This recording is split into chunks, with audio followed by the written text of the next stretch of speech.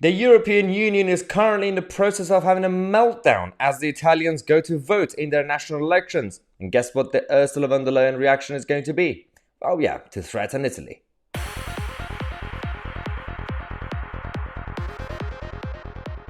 Hello everybody, welcome back to the show. Let's talk about what's happening in Italia. So, we have the national elections and the so-called hard right are winning.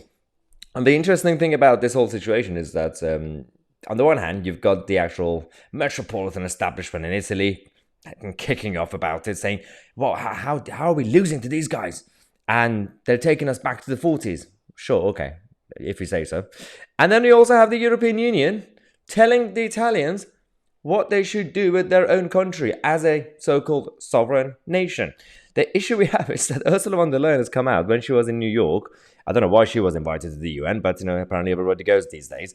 And she said, well, it's okay, we're confident, because in case they get the wrong election result, we have tools to deal with it. We'll see.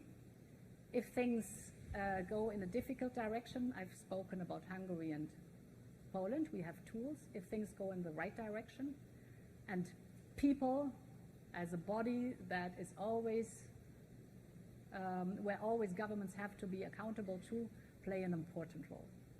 Just because you smile doesn't mean you're some sort of virtuous person. It just makes you look like a psycho, Ursula. This doesn't really help the whole situation with democracy right now, Italy, because we have had the protests. I don't know what's going on because the election's not actually over. Both the left-wingers and right-wingers are protesting.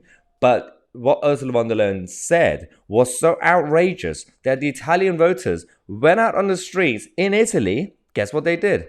They went and brought down the EU flags from governmental buildings and replaced them with the Italian flags. I mean, they should have done that all the time anyway, regardless of elections. But good work, Italian voters. The problem now we have is that, of course, Meloni, who's the leader and is going to be potentially winning this election, she is going to be bringing everybody back to the fold. So you have the mainstream media in Italy kicking off. You have the European Union. This could be the domino effect that we always talked about. Because the Greeks, on the one hand, they're still angry, but now they're free from the shackles of Germany and the European Union, the Eurozone, when it comes to the financial bailout. So that's done. So there could be an opportunity for the Greeks and now Italians and some other countries as well to see a bit of a snowball situation when it comes to Euroscepticism. But let me know your thoughts in the comment section. We're going to come back in half an hour and we're going to tell you about what's going on with Anjem Choudhury. Yes, he's back.